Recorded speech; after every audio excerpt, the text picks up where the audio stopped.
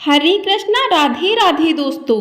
आप सभी को आषाढ़ पूर्णिमा और गुरु पूर्णिमा की ढेर सारी शुभकामनाएं।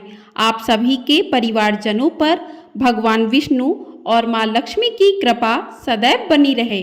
आज की वीडियो में आप सुनेंगे आषाढ़ पूर्णिमा की संपूर्ण व्रत कथा। आपसे अनुरोध है कि कथा को पूरा अवश्य सुनिएगा। आपने यदि चैनल को सब्सक्राइब नहीं किया है तो चैनल को भी सब्सक्राइब जरूर कर लें। आपको हमारे चैनल पर सावन मास के प्रत्येक दिन की सावन महात्म्य की कथाएं भी सुनने को मिलेंगी, तो चैनल को सब्सक्राइब जरूर कर लीजिएगा। तो चलिए सुनते हैं आषाढ़ पूर्णिमा की व्रत कथा।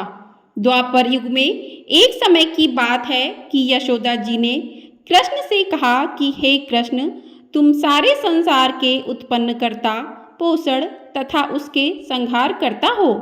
आज कोई ऐसा व्रत मुझसे कहो जिसके करने से मृत्यु लोक में स्त्रियों को विधवा होने का भय ना रहे तथा यह व्रत सभी मनुष्यों की मनोकामना पूर्ण करने वाला हो। तभी श्री कृष्ण कहने लगे कि हे माता, तुमने अति सुंदर प्रश्न किया है। मैं तुमसे ऐसे ही व्रत को सविस्तार कहता हूँ। सौभाग्य की प्राप्ति के लिए स्त्रियों को द्वादशित अर्थात 32 पूर्णिमाओं का व्रत करना चाहिए। इस व्रत को करने से स्त्रियों को सौभाग्य संपत्ति मिलती है। यह व्रत अचल सौभाग्य को देने वाला और भगवान शंकर के प्रति मनुष्य मात्र की भक्ति को बढ़ाने वाला है। यशोदा जी कहने लगी कि हे कृष्ण, सर्वप्रथम इस व्रत को मृत्यु लोक में किसने किया था, इसके विषय में विस्तार पूर्वक मुझसे कहो। श्री कृष्ण जी कहने लगे कि इस भूमंडल पर एक अत्यंत प्रसिद्ध राजा चंद्रहास से पालित अनेक प्रकार के रत्नों से परिपूर्ण कातिका नाम की एक नगरी थी। वहाँ धनेश्वर नाम का एक ब्राह्मण था और इसकी स्त्री अति सुशील रूपवती थी। दोनों ही उस नगरी में बड़े ही प्रेम के साथ रहते थे। घर में धन्य धान्य आदि की कोई कमी नहीं थी। उनको एक बड़ा दुख था कि उनके कोई संतान नहीं थी, जिस वजह से वे बहुत दुखी रहते थे। एक दिन एक बड़ा तपस्वी योगी उस नगरी में आया। वह योगी बाकी सभी घरों से भिक्षा मांगकर भोजन किया करता था, लेकिन उस ब्राह्मण के घर से भिक्षा नहीं मांगा करता था। एक दिन योगी गंगा किनारे भिक्षा मांगकर प्रेम पूर्वक खा रहा था कि तभी धनेश्वर ने योगी को यह सब करते हुए देख लिया। सभी कार्य किसी प्रकार से देख लिए गए। अपनी भिक्षा अनादर से दुखी होकर धनेश्वर योगी से बोले कि आप सभी घरों से भिक्षा लेते हैं, परंतु मेरे घर की भिक्षा कभी भी नहीं लेते। इसका क्या कारण है?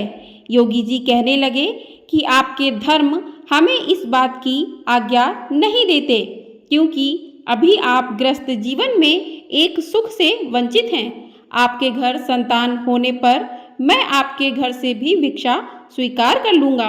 उन्होंने कहा कि जिसे संतान नहीं है उसके घर से भिक्षा लेने से मेरा भी पतित हो जाने का भय है। धनेश्वर यह सब बात सुनकर बहुत दुखी हुआ और हाथ जोड़कर योगी के पैरों पर गिर पड़ा तथा दुखी मन से कहने लगा कि आप मुझे संतान प्राप्ति के उपाय बताएं। आप सर्वज्ञ हैं, मुझ पर अवश्य ही यह कृपा कीजिए। धन की मेरे घर में कोई कमी नहीं है, लेकिन मैं संतान ना होने के कारण अत्यंत दुखी हूँ। आप मेरे इस दुख का हरण कीजिए। यह सुनकर योगी कहने लगे कि तुम चंडी की आराधना करो। घर पहुंचकर उन्होंने यह सारी बात अपनी पत्नी को बताई और खुद वन में चला गया। वन में पहुंचकर उसने चंडी की आराधना की और उपवास किया। चंडी ने 16 दिन उसको सपने में दर्शन दिए और कहा कि हे धनेश्वर, जा, तेरे पुत्र होगा, लेकिन उसकी आयु सिर्फ 16 वर्ष होगी। 16 वर्ष की आयु में ही उसकी मृत्यु हो जाएगी। अगर तुम दोनों स्त्री और पुरुष 32 पूर्णिमाओं का व्रत करोगे तो यह दीर्घायु हो जाएगा। जितनी तुम्हारा सामर्थ्य हो उतने आँचे के दिए जलाकर शिव जी का पूजन करना, लेकिन पूर्णमासी 32 ही होनी चाहिए। सुबह होते ही तुम्हें इस स्थान के पास एक आम का पेड़ दिखाई देगा। उस पर चढ़कर एक फल तोड़कर अपने घर चले जाना। अपनी स्त्री को इस बारे में बताना। सुबह स्नान होने के बाद वह स्वच्छ होकर शंकर जी का ध्यान करके उस फल को खा ले।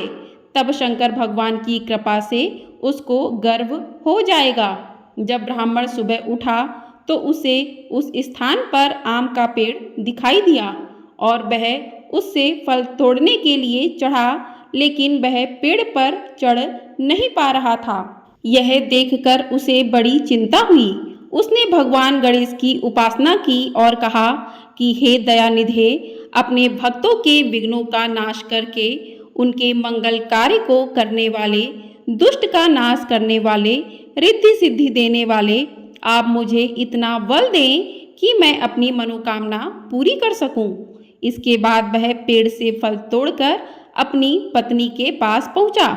उसकी पत्नी ने अपने पति के कहे अनुसार इस फल को खा लिया और वह गर्भवती हो गई। देवी की कृपा से उसे बहुत सुंदर पुत्र पैदा हुआ। उसका नाम उन्होंने देवीदास रखा। माता पिता के हर्ष और शोक के साथ वह बाल बढ़ने लगा। भगवान की कृपा से बालक बहुत ही सुंदर था, सुशील और पढ़ाई लिखाई में भी बहुत निपुण था। दुर्गा जी के कथा अनुसार उसकी माता ने 32 पूर्णमासी का व्रत रखा। जैसे ही 16वां वर्ग लगा, दोनों पति पत्नी बहुत दुखी हुए कि कहीं उनके पुत्र की मृत्यु ना हो जाए। उन्होंने सोचा कि अगर उनके सामने यह सब हुआ तो वह कैसे देख पाएंगे। तभी उन्होंने देवीदास के मामा को बुलाया और 1 वर्ष के लिए देवीदास को काशी में पढ़ने के लिए भेज दिया। 1 वर्ष के बाद उसे वापस लेकर आ जाना। देवीदास अपने माता पिता के साथ एक घोड़े पर सवार होकर चल दिया। उसके मामा को भी यह बात पता नहीं थी। दोनों पति पत्नी से 32 पूर्णमासी का व्रत पूरा किया। दूसरी तरफ मामा और भांजा दोनों रात गुजारने के लिए रास्ते में एक गांव में रुके। उस दिन उस गांव में ब्राह्मण की कन्या का विवाह होने वाला था। जिस धर्मशाला में वर और बारात के बाकी लोग रुके थे, उसी धर्मशाला में देवीदास और उसका मामा ठहर गए। उधर कन्या को तेल आदि चढ़ने के बाद जब लग्न का समय आया तो वर की तबीयत खराब हो गई। वर के पिता ने अपने परिवार वालों से विचार विमर्श करके कहा कि यह देवीदास मेरे पुत्र जैसा ही है, मैं इसके साथ लगन करा दूं और बाद में बाकी सारे काम मेरे बेटे के साथ पूरे हो जाएंगे। ऐसा कहने के बाद वर के पिता देवीदास को मांगने के लिए उसके मामा के पास गए और उन्हें सारी बात बताई। तभी मामा ने कहा कि कन्यादान में जो कुछ भी मिलेगा वो हमें दे दिया जाए। वर के पिता ने बात स्वीकार कर ली। इसके बाद देवीदास का विवाह कन्या के साथ संपन्न हो गया। इसके बाद वह अपनी पत्नी के साथ भोजन ना कर सका और मन में विचार करने लगा कि ना जाने यह किसकी पत्नी होगी। यह सोचकर उसकी आंखों में आंसू आ गए। तब वधू ने पूछा कि क्या बात है, आप इतना उदास क्यों हैं? तब उसने सारी बातें पत्नी को बता दी। तब कन्या कहने लगी, यह ब्रह्म विवाद के विपरीत है। आप ही मेरे पति हैं, मैं ही आपकी पत्नी रहूंगी, किसी अन्य की कभी नहीं। तभी देवीदास ने कहा, ऐसा मत करिए, क्योंकि मेरी आयु बहुत कम है, मेरे बाद आपका क्या होगा। लेकिन उसकी पत्नी नहीं मानी और बोली, स्वामी आप भोजन कीजिए। दोनों रात में सोने के लिए चले गए। सुबह देवीदास ने पत्नी को 4 नगों से जड़ी एक अंगूठी दी और एक रुमाल दिया और बोला कि हे प्रिय, इसे लो और संकेत समझकर स्थिरचित हो जाओ।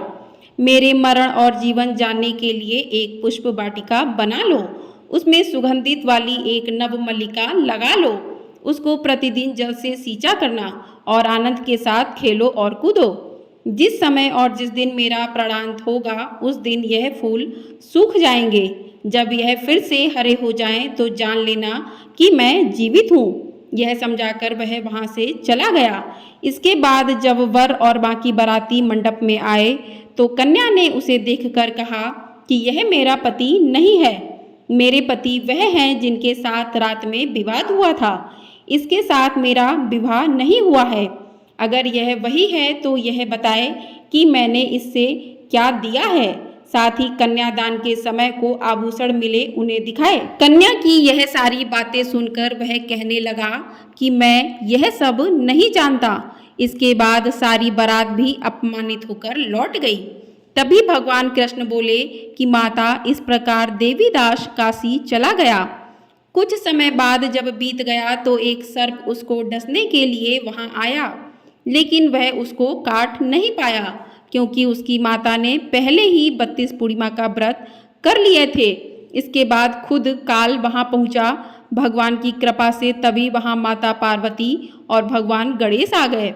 देवीदास को मूर्छित दशा में देखकर माता पार्वती ने भगवान शिव से प्रार्थना की कि महाराज, इस बालक की माता ने पहले ही 32 पूर्णिमा के व्रत कर लिए हैं, आप इसको प्राण दें। भगवान शिव ने माता पार्वती के कहने पर उसे प्राणदान दे दिया। उधर उसकी पत्नी और उसके काल की प्रतीक्षा कर रही थी। उसकी पत्नी ने जाकर देखा कि पुष्प और पत्र दोनों ही नहीं हैं, तो उसको बहुत आश्चर्य हुआ। और जब उसने देखा कि पुष्प वाटिका फिर से हरी हो गई तो वह समझ गई कि उसका पति जिंदा हो गया है। इसके बाद वह बहुत ही प्रसन्न होकर अपने पिता से कहने लगी कि मेरे पति जीवित हैं, उन्हें ढूंढिए। जब 16 वर्ष व्यतीत हो गया तो देवीदास भी अपने मामा के साथ काशी चल दिया। इधर उसकी पत्नी के परिवार वाले उन्हें ढूंढने के लिए जा ही रहे थे कि उन्होंने देखा कि देवीदास और उनका मामा इधर ही आ रहे थे। उसको देखकर उनके ससुर बहुत अधिक प्रसन्न हुए और उसे अपने घर ले आए। वहां सारा वगर इकट्ठा हो गया और कन्या ने भी उसे पहचान लिया। देवीदास ने इसके बाद अपनी पत्नी और मामा को लेकर वहां से चल दिया। उसके ससुर ने भी उसे बहुत धन दहेज दिया। जब वह अपने घर की तरफ चल रहा था तो उसके माता पिता को लोगों ने खबर कर दी कि तुम्हारा पुत्र देवीदास अपनी पत्नी और मामा के साथ आ रहा है। ऐसा समाचार सुनकर पहले तो उन्हें विश्वास नहीं हुआ, लेकिन जब देवीदास आया और उसने अपने माता पिता के पैर छुए तो देवीदास के माता पिता ने उनका माथा चूमा और दोनों को अपने सीने से लगा लिया। दोनों के आने की खुशी में धनेश्वर ने बहुत अधिक दान दक्षिणा ब्राह्मणों को दान की। तभी श्री कृष्ण जी कहने लगे कि इस तरह धनेश्वर को 32 पूर्णिमाओं को व्रत के प्रभाव से संतान की प्राप्ति हुई। जो स्त्रियां इस व्रत को करती हैं वह जन्म जन्मांतरों तक वैधव्य का दुख नहीं भोगती हैं और सदैव सौभाग्यवती रहती हैं। यह मेरा वचन है। यह व्रत संतान देने वाला और सभी मनोकामनाओं को पूर्ण करने वाला है। बोलिए भगवान शिव शंभू की जय। बोलिए भगवान श्री हरि विष्णु की जय। बोलिए माँ पार्वती की जय। तो इस प्रकार से पूर्णिमा व्रत की कथा पूर्ण होती है। आप सभी पर भगवान भोलेनाथ का आशीर्वाद हमेशा बना रहे। माँ पार्वती अपना सदैव आशीर्वाद बनाए रखें और श्री हरि विष्णु और माँ लक्ष्मी का आशीर्वाद आप सभी पर हमेशा बना रहे। तो इस प्रकार से कथा पूर्ण होती है। आपको हमारे चैनल पर सत्यनारायण व्रत कथा और गुरु पूर्णिमा की व्रत कथा भी सुनने को अवश्य मिलेगी। तो चैनल को सब्सक्राइब ज़रूर कर लीजिएगा। वीडियो पसंद आई हो वीडियो को लाइक कर दीजिएगा और ज़्यादा से ज़्यादा लोगों में शेयर भी कर दीजिएगा। आपका लाइक एकमात्र सहारा है जिससे हमें पता चलता है कि आप हमारे वीडियोज़ को पसंद कर रहे हैं, हमारे वीडियो को ढेर सारा अपना प्यार दे रहे हैं। और आषाढ़ पूर्णिमा की आप सभी को ढेर सारी शुभकामनाएं। आप सभी के परिवारजनों पर भगवान भोलेनाथ और भगवान विष्णु जी अपनी कृपा सदैव भी बनाए रखें। हर हर महादेव। ओम नमः शिवाय। जय श्री हरि विष्णु।